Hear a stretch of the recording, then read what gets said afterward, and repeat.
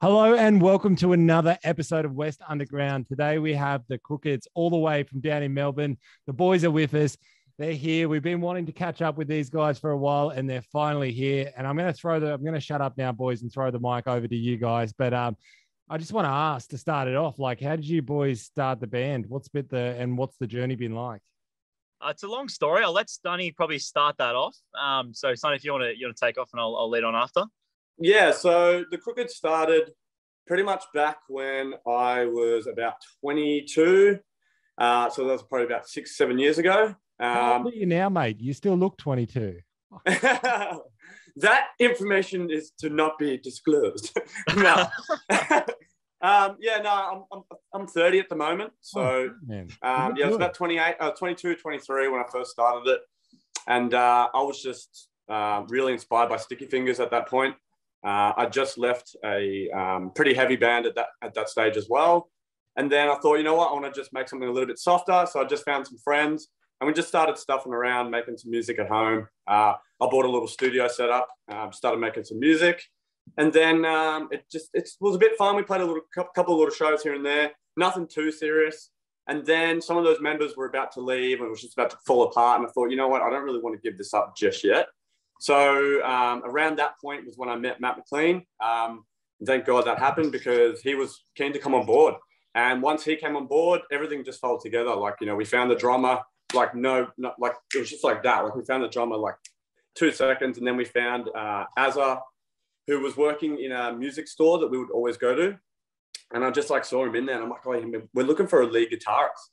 You know, would you be keen? And he's like, nah. And we're like, oh, damn. And then I'm like, all right, well, you know, we kept looking. We found another guy and he was like, not that good. And it didn't really work out. And then I'm like, oh, man, like I really wanted this Azza guy to join who's in the band now. And we went back to him, we're like, asked him again. And he's like, nah, sorry. Like, you know, I've got another project that I'm working on. And then, he hit us up like a month later after we pretty much found a guitarist almost. And he was like, are you guys still looking for a guitarist? And we're like, you know what? Like, because we wanted him so bad, we're like, yeah, we'll get him on board. And we ended up sort of getting rid of the other guy. And then Azza joined and, we started really knuckling down, writing heaps. And it just gelled, didn't it, Matt? It just worked straight away. Yeah, well, Sonny and I were actually in another band together. And before that, I'd actually met Sonny at a Crookeds gig. So before we got the current lineup of boys, as Sonny mentioned, he had a few other mates. And, yeah, he was sort of playing around. It wasn't really too serious at that point. But I saw these guys play and I was like, wow, like that singer, he's something else. And so it was Revolver was the first show I saw him at in Melbourne. And we clicked straight away. I chatted to him after the gig. I was like, yeah, you guys are crazy. Sonny, your voice is insane. And yeah, like instantly I'd say we really became best mates. And had a good night. And then from there, we ended up playing in another band together before the Crookeds. So we're in a band called Lagoon, who was, it was basically comprised of a bunch of friends from my area that I went to school with. And we played with them for a while. And that was around the time that the Crookeds was sort of like, you know, as Sonny said, wasn't really serious, was sort of falling apart, but he wanted to do something with it. And he was like, Matt, like, come join. We want to play guitar. And at that point I was playing bass, which I just started for the band. I used to play guitar as a kid. I said to him, I was like, oh yeah, look, I don't know if I can live up to the standards that would be required for the Crookeds to play guitar. Maybe I'll need some time to learn it again. And he's like, oh, would you want to play bass? And I was just like, yeah. So then, yeah, we started doing that. And as, you know, as Sonny said, then it sort of really progressed. We found Oscar and then, you know, eventually found Azza. And it became a thing, which is good. It was good to you know, experience the band as a fan before I ended up joining it. And then, you know, being a part of its development and get it to where it is today, and, you know, hopefully where it will be in the future. Yeah, man, that's an awesome story, guys. I like that story. It doesn't feel easy. It feels like you've had to really you've been challenged along the way, which is which is sick. But and also, guys, you mentioned at the start there that you were 30. I thought you guys were like, I'm 22. I thought you guys were the same age when you joined. So, you know, you're definitely not showing any age. I went back when I heard your new EP as well, guys, and I went back right to the start of where you guys first started and put out your first single, and your sounds changed along the way. Like, are you finally finding your feet? Yeah, definitely. Yeah. Yeah, absolutely. Like, Yeah. So obviously, as Sonny said, you know, it was sort of predominantly inspired by bands like Sticky Fingers. So in the early days, it was sort of like a reggae rock sort of thing. And now with the current members, and as you mentioned, with the development of the band, we all sort of have like quite a heavy influence. So that's why you hear lots of heavy riffs and like genty stuff getting around here and there. Lots of solos, lots of the like the cool flashy stuff, and it's all being dressed up by the angelic vocals of Sonny Falsoni. So. That's I definitely do believe we have a unique sound in that sense. And yeah, it's, as I mentioned, it's cool to be a part of that development of the band, taking it from that softer side up to like a heavier. But by all means, it doesn't say, you know, just because a lot of the newer stuff is heavy doesn't mean that we don't still enjoy the softer stuff, which is why we've got a song like Tell Those Lies on the EP, which is about as soft as you can get. Like we are very broad in that sense, that we do have broad music tastes, and that's, you know, that's where the influence comes through to our music. But that's, as you mentioned, the development comes a lot more so from the current members being, you know, heavily into metal and stuff like that. Oh man, that's awesome. But like I when I heard, you said it's the like influence of Sticky Fingers, but when I heard your single Love, I thought it sounded like a British band, like a, you know, like an English, you know, group. And that's so cool to hear that, like, you guys, you know, are really probably like, do you reckon you're like the lineup now of you guys is super solid, like you found your sound and it's only up from here?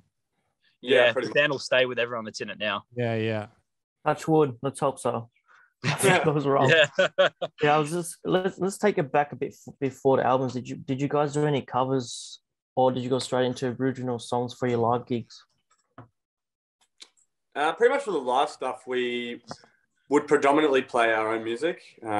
Every now and then we'd chuck in a cover if we thought it would fit the lineup. But yeah, majority of the time we'd just do our own songs, man. And like I said, just sometimes we might just add in the cheeky cover here and there just to please like the, you know, the set and setting wherever we're playing and stuff like that, you know. Or if there's like one of our mates there and we want to, like, you know, surprise them for a birthday or whatever, we might play one of their favorite songs or something. But yeah, pretty much our own stuff, man, the whole time. And you always get people coming up like, "Are you guys going to be playing any covers?" And it's like, "No, darling, we're just going to be playing our own songs, mate. Sorry." So yeah. Oh man, do you get that often? Are there many of those people? Is there one at every? Yeah, there's always that one old lady standing at the back. "Are you guys going to be playing any Led Zeppelin, darling, or not?" "Not tonight, love." Oh man, that's a great impression, actually. Thanks. I like that impression.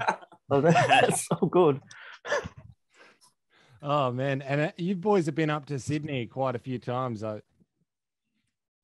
Yeah, we've played at Frankie's a bit. Yeah, we enjoy playing at Frankie's, and we've played in Newtown and at Botany View, stuff like that. We're supposed to have a fair few shows in Sydney coming up around basically right now, but obviously things are opening up now, which is good, but we had to cancel that a couple of months ago just because of what was going on. So yeah, we are looking to come back. We've got some shows to announce coming up in Sydney over sort of like Q4 to Q1 next year. So we're excited for that, which will be good. But it's been a long time coming because we haven't played in Sydney for a while now, obviously because of what's been going on with COVID. So the last time we would have played there was the start of last year, I think, before you know, the world fell to shit. So yeah. Look, it's good to see that you boys have been coming up to Sydney, but I also saw that there's a bit of a bromance going on between you and Wicked Things. Yeah, we love those guys. It's a funny story how that whole thing became about. So we had another band lined up. This was a Botany View that Shaw just mentioned, and that was it was at the end of 2019. As part of our tour, and we had a band pull out last minute. And we just happened to be talking to a friend from Queensland, Paige Hopper from Mr. Sister, and she was like, "Hey, there's this band called Wicked Things. They're always down to play a show. You should hit them up. They won't let you down." And we hit them up, and within seconds they replied. They're like, "Yep, we'll be there." And this is like the day before or something like that. And they rocked up, and as soon as we met them, we just became best of mates. And like even after the show, after just frothing each other's sets, we ended up just talking out the front in the car park for like 3 or 4 hours, just standing by the cars before we realized it was like 4 a.m. We're like, wow, we finished the show at 11. Like a first date. Yeah, it was like the best first date you could ever dream of. And so we have done a little bit with them since, and we definitely do a little bit of background collaborating with them, and we're looking forward to playing a lot with them in the future. But when I moved to Sydney last year, while COVID was bad in Melbourne, and I was basically living with those guys. I was hanging out with them 8 days a week, sort of thing. So yeah, it's just it's a real good relationship, and it's really cool because they're doing big things, and it's just good to have a brother band like that with mutual interests and ideas, and be able to bounce off each other. Yeah, for sure, man. And you're a bass man, so do you pick up any of the like pinch harmonics and stuff from Jericho? Yeah, it's funny. Like Jerry and I share a lot of the same interests in terms of bass. So when I first met him, I was just like, wow, I actually haven't ever met another bass player these days that use the pitch harmonics as well. So it's something that we both like doing as well as tapping. You don't see anybody incorporating lots of things that would be used on guitar into bass these days, whereas back in the day you would. I'm not sure why. I suppose a lot of new music sort of doesn't have that interesting of bass lines, but that's sort of the good thing about Wicked Things and Crookeds is they both have intricate bass lines and very driving riffs behind them. So yeah, it's we definitely have similar interests, that's for sure. Oh man, that's awesome to hear. Paul, do you want to touch on anything about that? Oh, well, obviously, we're pretty close to Wicked Things as well, and I think everyone has that little romance going on with that band. They're so friendly, and they're always open to talk to people. But I get what you mean. But again, I reckon it'll be living with them will be pretty chaotic as well, but pretty awesome at the same time.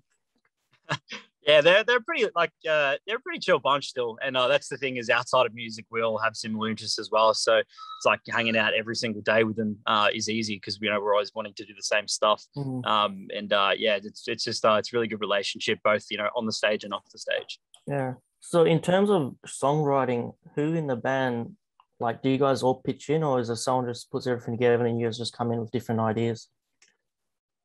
We pretty much. Recently, we've all been writing together, which is really, really cool.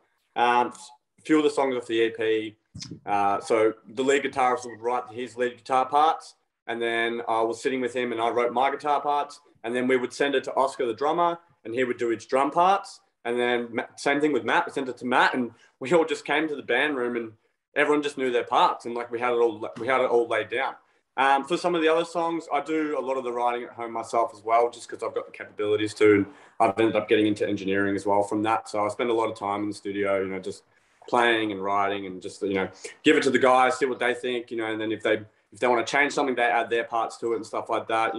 Me being the singer and the guitarist, I sort of end up writing a lot of random stuff. So then it's good because I can just bounce it off them. They can write their own part. We get into the band room, and next thing you know, it just comes together. It just works pretty well. So. Yeah, definitely worked. Because the last album, it kind of blew up on my Instagram because all of these bands were just sharing your album. Because I wake up pretty late these days because of no work and all that. Because of lockdown, and I just wake up and Hamish goes, just got to check these guys out. But before he rang up, you guys were already blowing up on everyone's share stories. So it must have been a really big impact seeing all these people sharing your new album. How was it? Yeah, it was definitely cool.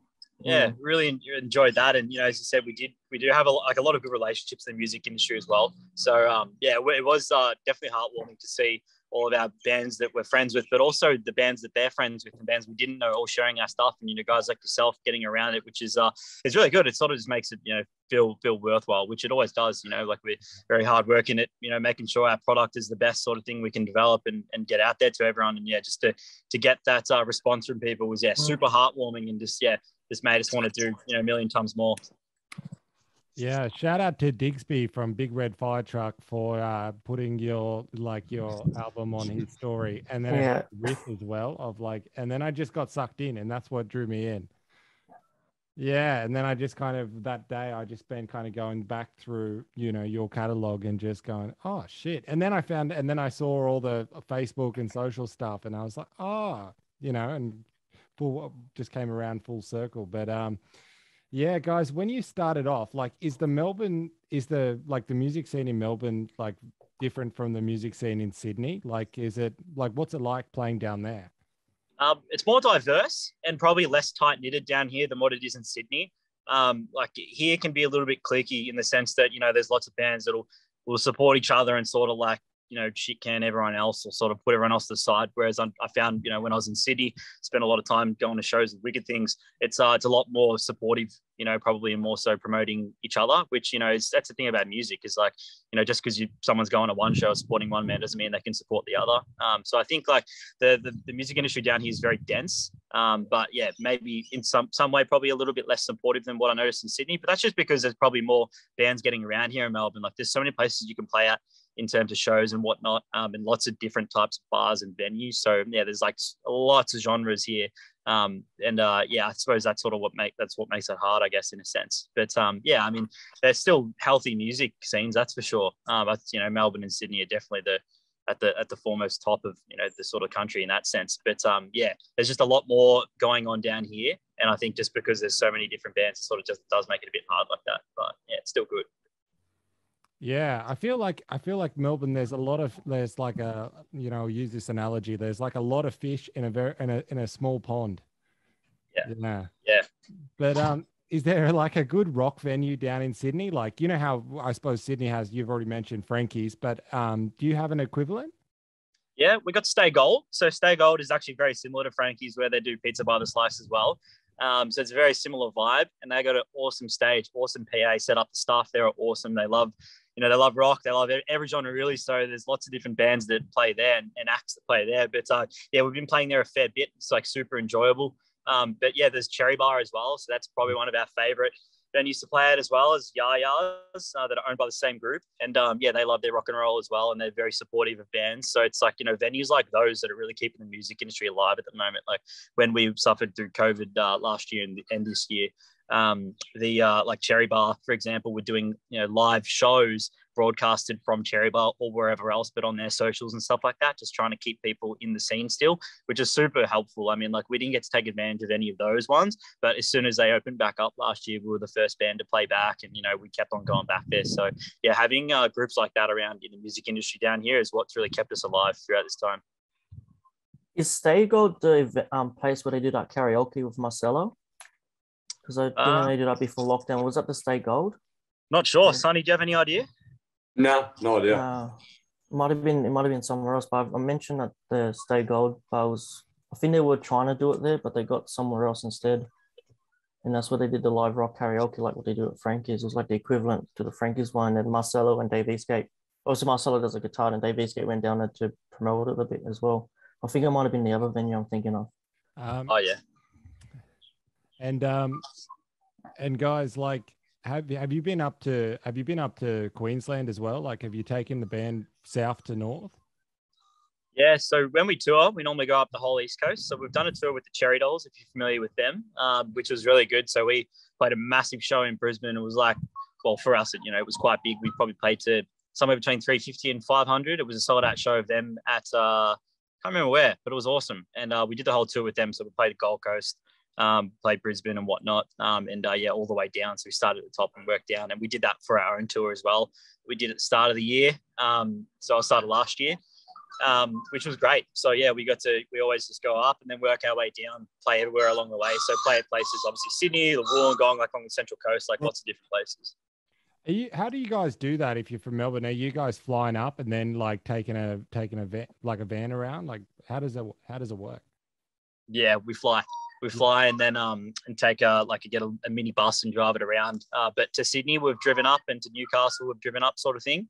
Yeah. Because it's a little bit closer. But doing the 18 hours, 20 hours up north is a bit too much. So yeah, we tend to fly to places like that. Yeah, for sure, man. It baffles me when I see like Melbourne bands, you know, doing tours. I'm like, how do you get around? Is half of it flying? Because if you drive, it's a bloody long slog. Yeah.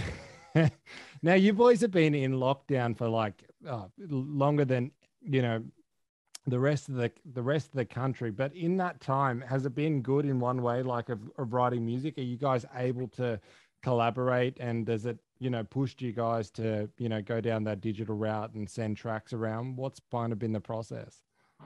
Not really. Unfortunately for me, I mean, just as like a writer, it's actually been a little bit dampening in terms of like becoming creative and stuff. Like, you just, you know, it's such a low vibe at the moment. Like, everyone's just like depressed, and it's just, there's not a whole lot going on. So you're not really inspired by anything, you know? So, and then like you sit at home, you're trying to play guitar, even like, you know, I'm not trying to say that like I'm depressed or anything, but like, you know, you sit down even to just play, and you're like, sometimes you don't even feel like playing. And like, I can imagine other musicians are probably going through the same thing.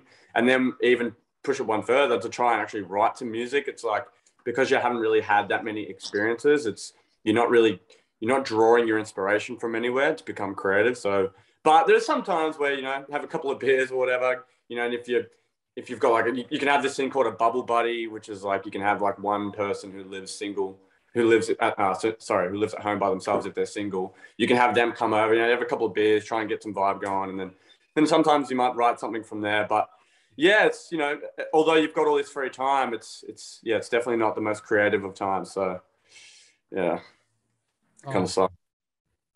But like, have you guys like when you were creating your EP, was most of that done within those months where you could go around and do stuff again for that little period? How did you guys get that done? Matt, you want to?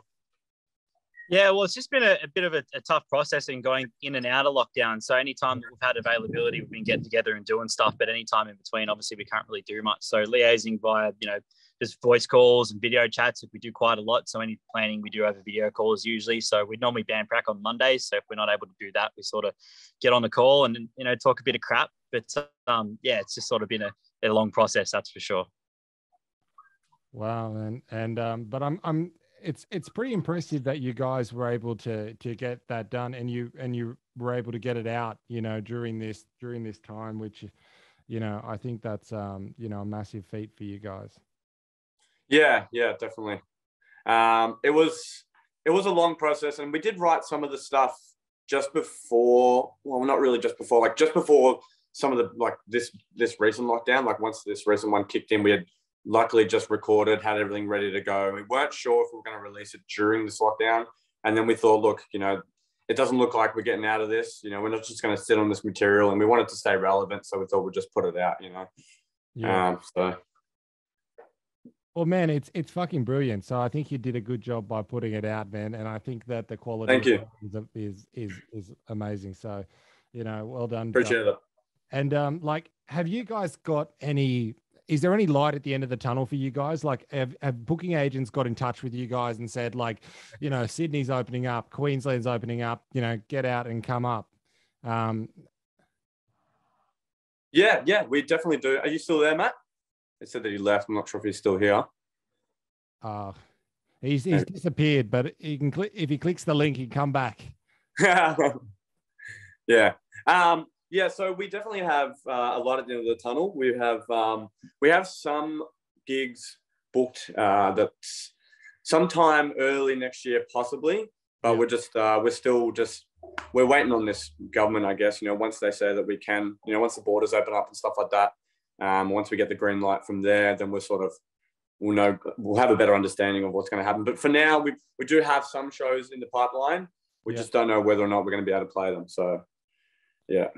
Oh man, well at least just hold on to that, man, because that's yeah at the moment. And and for you, man, like how do you because you're the singer, man, like how are you getting keeping your vocals intact like over this time? Like you still doing warm-ups and stuff? Yeah, I'm definitely still warming up. I sing a lot at home, man. I go for drives and I'll just like scream in the car like all the time. And I'm constantly like I'm trying to work on stuff, and if I'm not, I'll just be like singing in the shower, or I'm just like singing as I'm walking around. Like I'm always singing. We always put music on and just having a sing, me and my girlfriend and stuff like that. And yeah, doing my warm ups when I can. So yeah, man, just trying to keep them active. Nice, man. And is your missus? Does she sing as well? Like, is she a good singer, or you coach her through it? She loves to sing. She I think she's a good singer. She's my girlfriend. I have to say that, or else I'm going to get killed. Yeah. No, she's got a beautiful voice to me. Like she wishes she was a singer, and I've told her to pursue it a little bit, but I don't know. It's probably one of those things where she's just like feels a bit shy around me and stuff like that. But yeah, well, at least she's got a good coach. Thanks. And where do you find is the best place to sing? Because obviously in your house, if you try to really go for it, are your neighbors hearing it, or is the car the best place until you pull up at the lights? And then do you give a fuck, or do you just go for it anyway? Hey guys, sorry about that. My internet dropped out. Oh, no, good. Yeah, so I've got in my little studio, I've got soundproofing around the perimeter. So all across all the walls, it's all like soundproofing, padding and stuff like that. And my neighbors actually sing as well. Like one of them's a singer. And they know that I'm a musician, you know, that they fully understand that. My downstairs neighbor, she understands that as well. So like everyone around me that lives in this apartment building that we live in, they're all pretty understanding and they get it. You know, I've had no complaints whatsoever. And, you know, I get a little bit self-conscious. I get a little bit shy sometimes. And that actually, you know, holds me back from wanting to like really get going, you know, when it comes to like trying to lay down some demo vocals or some actual vocals and stuff. But I end up just doing it, you know, I just shut the door, I shut the blinds, and I just put the headphones on and I make sure I'm just trying to get in the zone and just do it, you know. Sometimes I've just got to deal with the consequences, but I've been lucky enough that I haven't had any complaints just yet. So yeah. And what about in the car, man? Like, because this always happens to me. And I'm not even a singer, man. Like my singing's shit.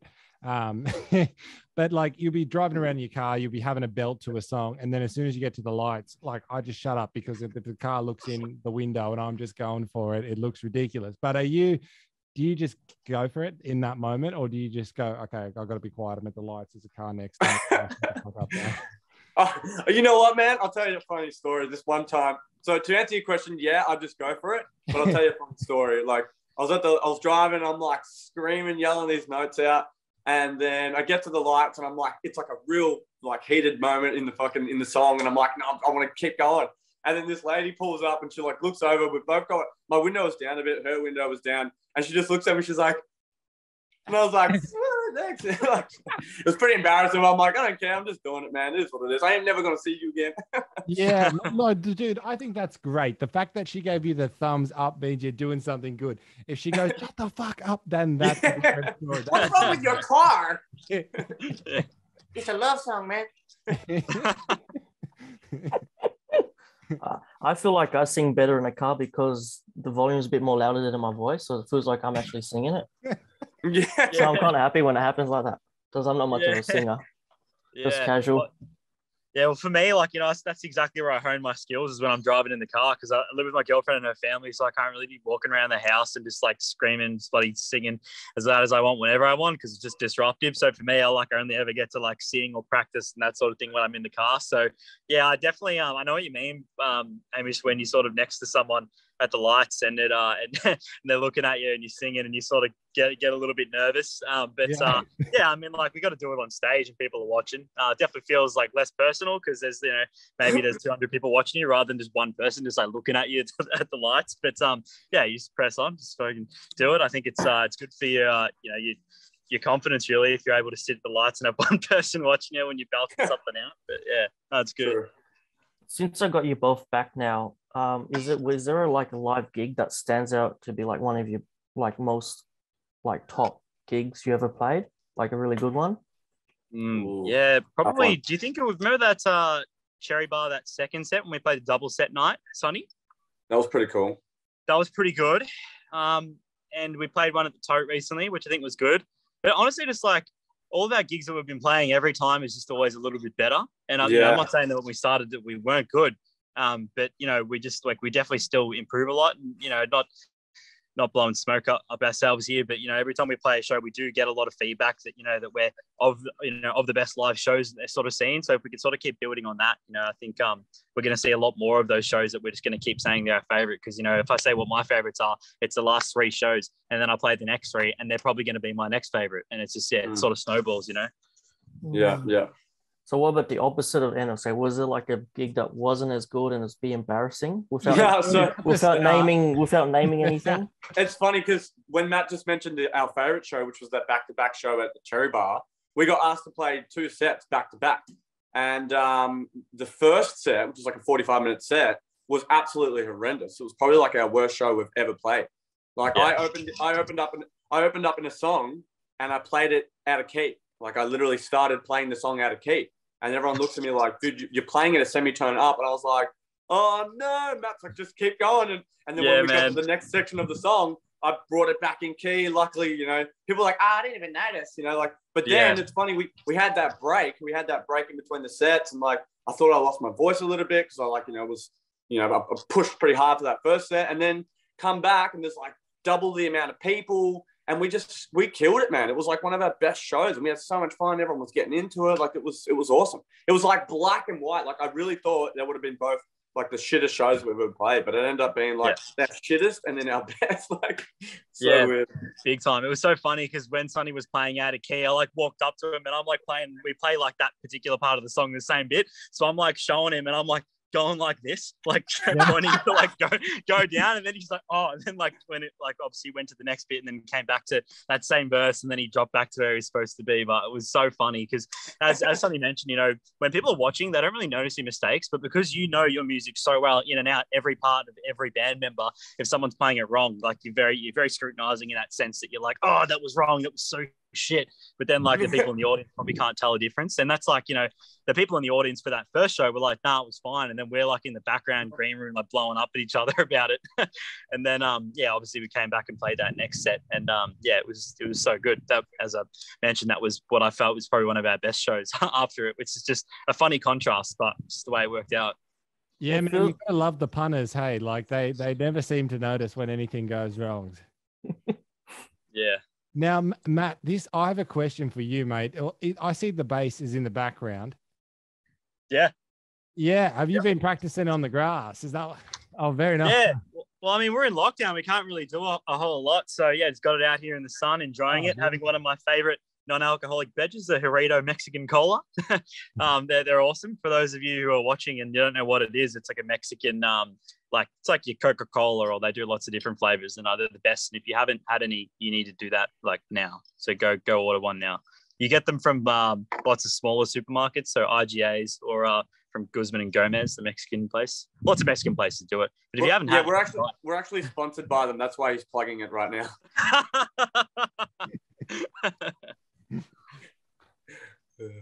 Oh man, I was gonna say, if you weren't sponsored by them, you should be after that one. That was brilliant.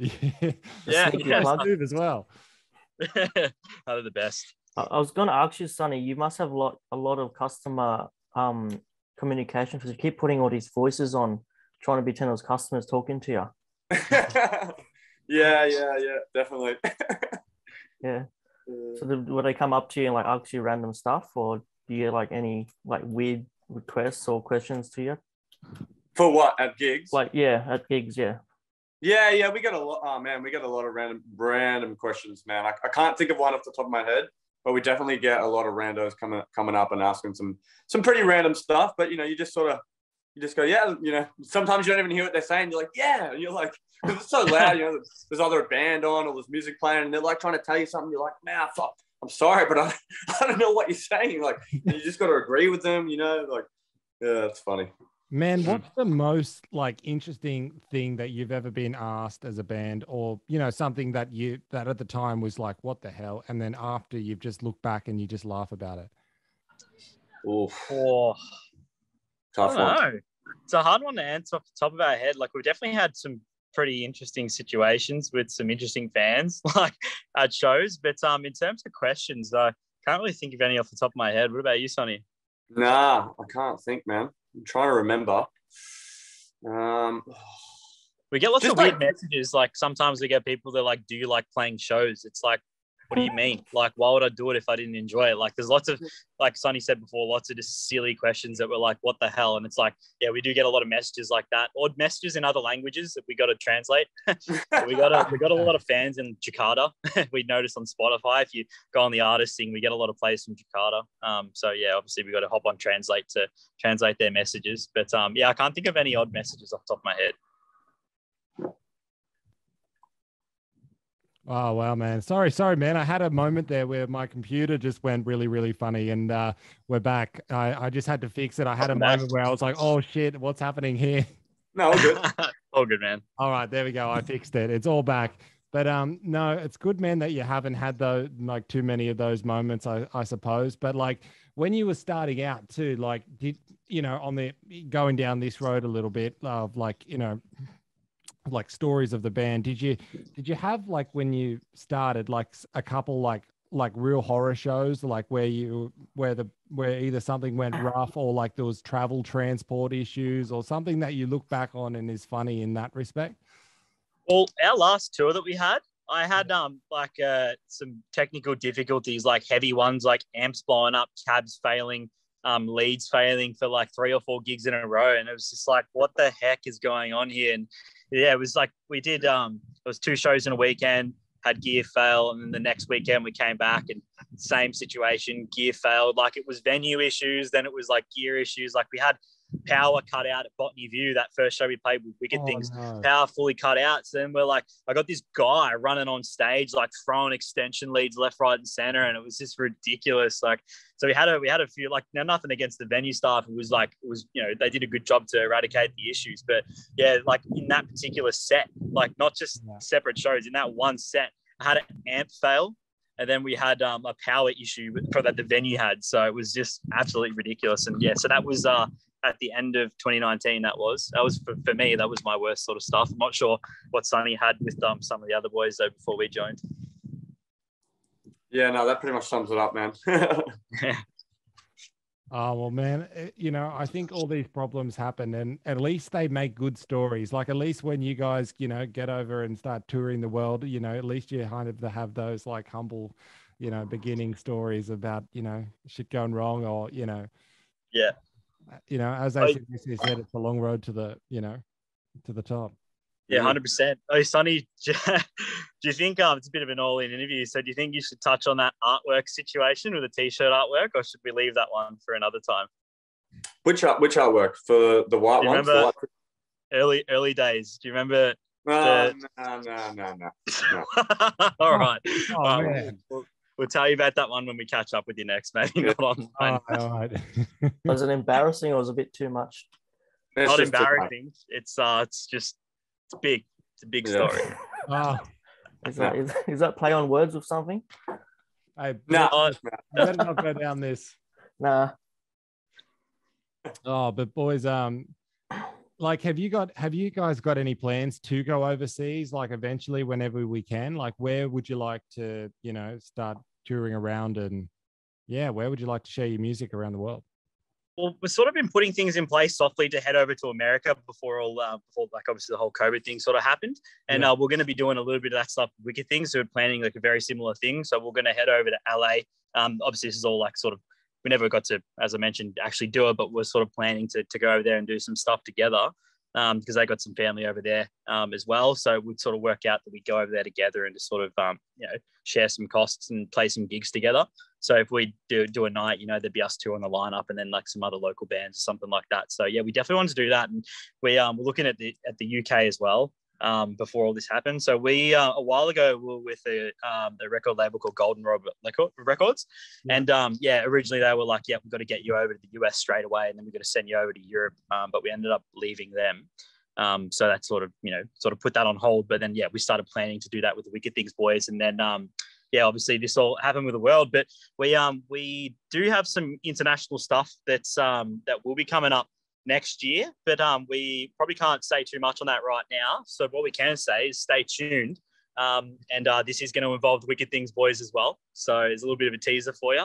You'll have to stay tuned on that because we can't announce anything just yet.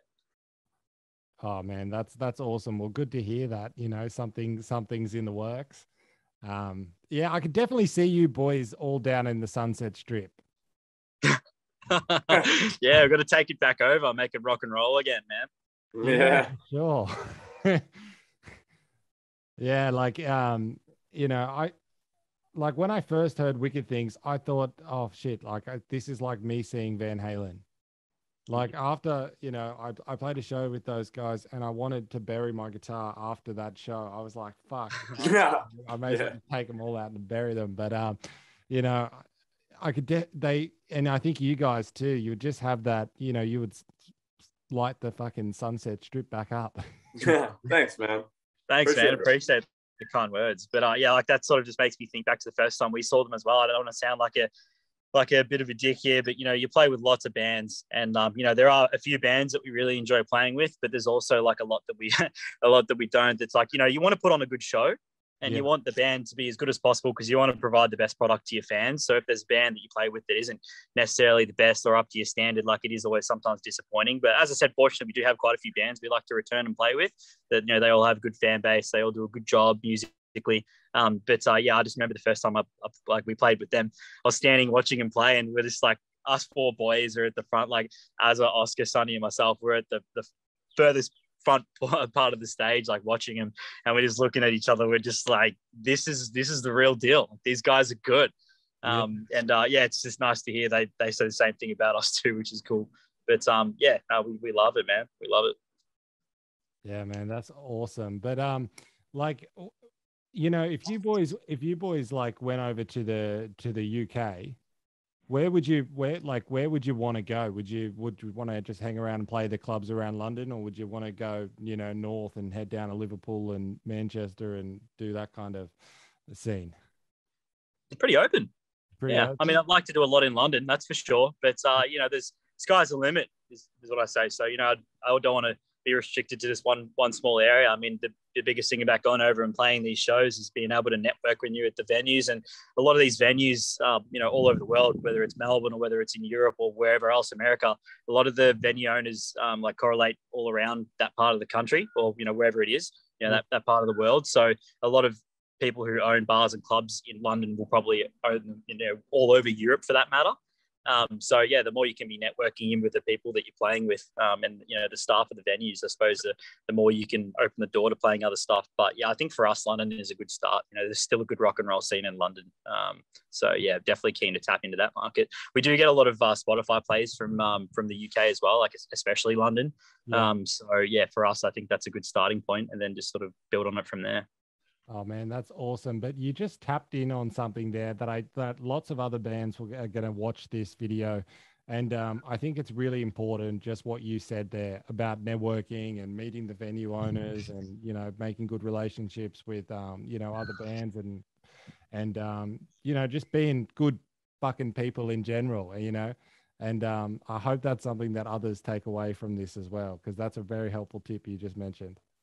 Yeah, well, networking's key, man. I mean, you know, we're throwing our whole life at this sort of thing. You know, we want to make it, and there's no other option. So you've got to be doing everything you can to be able to benefit your band. So, you know, sometimes, you know, it's like you play a gig and, you know, you're just one conversation away from meeting someone that'll change your life completely and change you know, your band's life for that matter completely. And you just never know. So yeah, we just like to go full send on that stuff. And as you mentioned, you know, the Wicked Things boys are the same. They like to, you know, mingle with everyone in the crowd and chat to everyone. And that's something that we pride ourselves on as well. And, you know, we want to, you know, have a good relationship with our fans too. So that's something we do. But, you know, outside of that, we're always trying to be good friends with all the staff, because, you know, they're doing you a favor and having you there, these people at the venues. So you want to have a good relationship just based off that, because you appreciate it, but you never know who's there in the crowd. Like when we first got with Golden Robot Records back in the day before we left them, they caught one of our gigs, the last gig of our tour in Geelong with the Cherry Dolls. And they were just like, wow, like, you guys are crazy. Like, we need to sign you ASAP. And just recently, when we signed with Premier Artists, we supported a band at the Workers Club in Brunswick. And they one of the guys there, Ben from Premier Artists, saw us play, and he was just like, wow. He's like, you know, we haven't seen anything like it for a while. Like, we want to sign you ASAP. So went in there for a meeting, and, you know, now we're part of the Mushroom Group and Premier Artists, which is pretty cool. But, you know, again, it's just maximizing your opportunities. You know, you just never know who's there. Yeah, that's so true, man. And yeah, I've got nothing more. I just hope that, you know, if there are anybody who's watching this that aren't doing that already, that they're grabbing their pen and, you know, noting it down, you know, it's a very helpful tip. No, thanks, man. Cheers. You guys have played with a lot of big bands. Is there any bands that you would love to play with that you haven't played with before? Ooh. We've actually never played with the Fossics. Yes. Who I'm very close friends with. And I'd love to play with Digby and Big Red Fire Truck as well as Coda. I'm a very big fan of Coda and friends with the boys there. So there's a, you know, as I just sort of rolled off 3 Sydney bands there, they're sort of, you know, some medium scale bands that we'd really like to play with. Obviously, Digby's got a lot of contacts in the music industry through his own career outside of Big Red Fire Truck as well. So he's a good one to be friends with, which is why it was so heartwarming to see him get around our EP. But in terms of big bands, like, I don't know, like, I'd definitely like to play with Greta Van Fleet. Like, we're all in the band. We're all very big fans of Greta Van Fleet. And I think they do a really good job.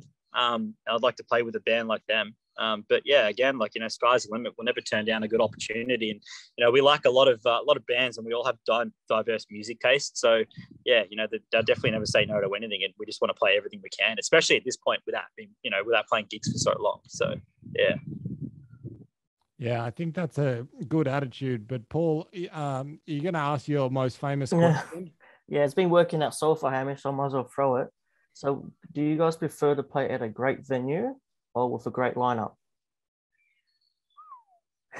I get the same reaction. Yeah, I think it depends on the size of the venue. Yeah, you go. What's that, Sonny? I was just going to say, I'd say great lineup, because I think with a great lineup would come a great venue. Because people will turn up for it. Yeah. Yeah, true. I think it's a definitely a tough question to answer. It's a great question though, because there's so many factors that can contribute to that. Like as Sonny said, you know, if you are playing with great bands, you probably are playing in a great venue. But if you can only have one or the other, then, you know, if the venue is a shitty venue, but it's still got good capacity, then I would choose good lineup, because you're going to get good crowd. If it's it's just a tough question to answer, because, you know, a good venue will have a good marketing team behind it. You'll get the most reach in that sense. So perhaps that's better for developing your fan base. But then again, if you got a good lineup at a not so good venue, then that's something that would also develop your fan base. I think I'm going to go with good lineup. Same as Sonny. Yeah, definitely. I agree. Like if the venue public like promotes it, you probably will get a good turnout. But the lineup will automatically bring in the people with them anyway, because the fans follow where they go. So you both have positives and both have negatives in a way. Yeah, I think there's definitely more networking opportunities through playing with a good lineup, because, you know, there's more, you know, just they might, like example from when we played with Wicked Things, you know, so much has developed of that, like, you know, best friendships here and, you know, so many music opportunities and career opportunities. And, you know, that's just with one band that we talk of, you know, so often. You know, if you play a lineup with 3 or 4 of the same sort of bands that are all doing, like trying to do the best, you know, throwing their lives at it, then, you know, I think there's going to be a lot more opportunities that come of that, rather than just playing a good venue. You know, if there's you know, a 3-band lineup, then there's 4 entities. 1 entity is the venue, and then 3 are the bands. So if you play at a good venue, then there's only 1 good entity, and then there's, you know, the other bands that might not be good in that sense, like in terms of the lineup. So yeah, I think the lineup is I'm firm on that now. Yeah, I'm good lineup. That's it. Because if there was a 3 or 4 bands like Wicked Things in one night, I don't think anyone's going to survive the night. Jesus. All right. Hey boys, I'm just surprised to hear that you guys haven't played with the Fossics. Oh, they're amazing. They're really good. Mind blowing me. Have you guys met them? Yeah, I'm very good friends with the crew there. So I was hanging out with Dave a lot when I was in Sydney. So when I come up there next week, he'll be one of the first people I see. So I'm really looking forward to that. And yeah, I've seen him play like three or 4 times. It always been at the furthest point of the stage at the front, watching him and loving it, just rocking out. And we had like a couple gigs lined up in the past that we've had to cancel just from everything that's going on with the Fossics. We had one that was supposed to be, I think probably it would have been the 15th of October. So that would be the Friday or Saturday next week. Was originally a venue, a night we had locked in at Frankie's, but obviously that got canned a while ago. So all the lineups and everything changed from that. So yeah.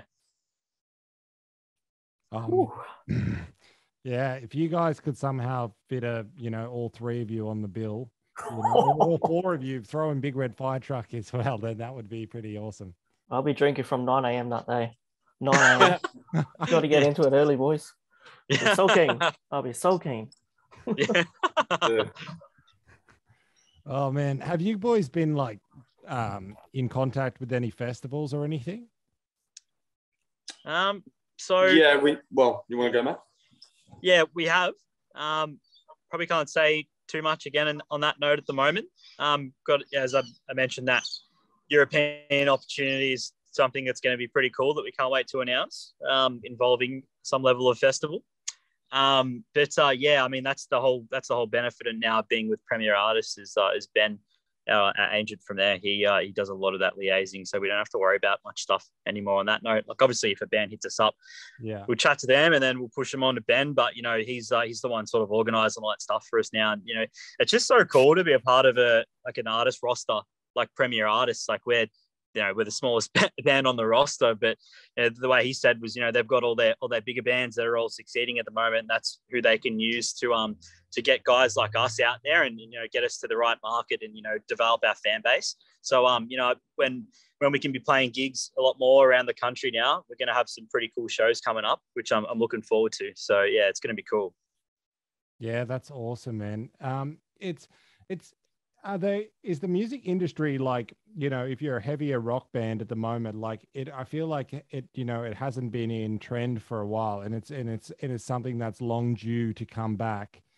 You know, like, are they in Australia? Are they like, do you know what I mean here? I'm just trying to think of the words to word it, but is it like, are they welcoming of you guys, or has it been a real kind of hard struggle to get in good agencies and, you know, good groups to kind of come up?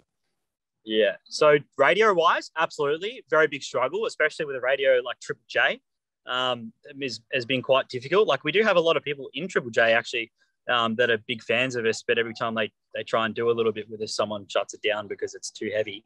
But that was sort of like with all the people we're working with now, like we have Habit as our, you know, doing all our PR. And we have, you know, as I said, Premier Artists as our booking agents. They're both like very big fans of what we do. And, you know, I think we mentioned before about how we do have quite heavy instrumentals, but we do have the softer, beautiful sounding vocals, which sort of helps us fit on any roster, which is good. So that was the biggest feedback we've got from both of them, is, you know, that they can push us onto anywhere and we can still fit, which, you know, sometimes with a band with instrumentals as heavy as us, but vocals not the same, it makes it a little bit more difficult. So yeah, we definitely pride ourselves in that. And we are fortunate in that sense, to have a singer like Sonny, so we can fit in basically on any roster. Yeah, wow, man, that's amazing. When I saw Wicked Things, I thought these guys should be the fucking biggest band in this country. And you know, then I'm just, you know, the Triple J thing just baffles me. You know, about about the way they choose sounds and, you know, other mediums that exist in this country. But even when I heard your guys' EP, I thought, you know, these guys should be fucking, you know, sky high. You know, and thanks, man. Yeah, it's just good to hear that, you know, you guys are coming up and there's a bunch of people around you now giving you that support. You know, it's good to hear, man. Oh, thanks, man. I definitely think we've got a ticket to the moon. We're just waiting for the ship to take off. Yeah. Oh, nice. That's a good analogy. I like it. But man, I think fucking, you know, a bit of rock is long overdue in this country. Like they've been pumping us with everything else, and it's time that it comes back. Yeah, absolutely, man. Absolutely. Yeah, it's another good thing that we're just looking forward to being a part of, is just watching the scene develop again and sort of get amongst the rock and roll, which, you know, I do think is not far away, which is good. You know, things come in waves. It's like fashion, man, fashion, music, anything that's sort of subjective. It all comes in waves. Whatever's popular at the time, whoever's someone, you know, someone cool that's sort of being a representative of that industry. So I think it's, you know, it's not too far away. Like, especially you see, like, you know, it's not that you can tie the two together, but you see the way like fashion's sort of developing as well. Like sometimes it can be quite directly correlated with music sometimes. So you sort of see the way people are dressing these days is starting to get a little bit back closer to what it used to be, sort of, you know, 20 years ago, 20, 30 years ago. And that was when rock and roll was booming. So yeah, hopefully it's not too far away, man. Yeah, look, I don't think it is. And I just, you know how you guys were talking about Sticky Fingers at the start of this interview, just to kind of go back full circle. I think in 10 years there'll be a lot of bands in Melbourne that will start off trying to knock off you guys. Yeah, hopefully. Yeah, no, well, I don't think it's far away. Like I really feel like that. You know, the quality of your music is just really, really good. Thanks, man. Thanks, man. Put a heart and soul into it. Oh man, like you can see that and you can feel it, and it's just I agree with your analogy. You know, I just can't wait until somebody watches this interview like in 10 years and you guys look back on this and think, fuck, you know, how the world's Yeah. Oh man. But hopefully. Sorry guys, how long have we been going for? Probably almost an hour. Oh, of course, gone fast. Wow. Yeah. We don't want to keep you for too long, guys, as much as fun as it is. But before we wrap it up, is there anything that you guys want to plug yourselves? Yeah, we should probably plug the fact that, you know, as you mentioned, we have dropped that EP recently. So we did that in a structure of 2 singles and then dropping the remaining 3. And yeah, we just want everyone to be hearing that. Like, fortunately, it's just really going well and building and ticking away. And, you know, our following on Spotify and other platforms and our plays is still snowballing, which is good because in the past we've, you know, done a release that's peaked, has been huge, and then sort of like tapered off. Whereas this is just, it's peaked and then it's sort of stayed there. So it's been really good. And, you know, anyone that hasn't heard it that's listening to this, like, yeah, I think you should really check it out and hopefully you'll like it. But yeah, you know, as I mentioned, we put our heart and soul into this, you know, and we try and make the best product for what we like as musicians, but also what we think the people like. So yeah, you've got to listen to that EP anywhere you can. It's everywhere. Listen to it. We'll put the link in the link below. So guys, if you want to hear it, just click down and we'll have a link there for you. Yeah. Also, if you want to see some behind the scenes footage, it's all up on our Instagram as well. So if you just, and our Facebook as well. So if you jump over to our Facebook or Instagram, you can see some cheeky behind the scenes stuff, which is pretty cool. Awesome. That you know, go check it out, guys. We'll leave all your links in there and hopefully have a bunch of people coming your way. Thanks, man. Thanks, guys. Thank you guys for coming on, man. This has been really fun. No, thank you for having us. Yeah, looking forward to catching up when I'm back up in Sydney, and, you know, looking forward to when the rest of the boys can meet you fellas too. Oh man, it'll be great.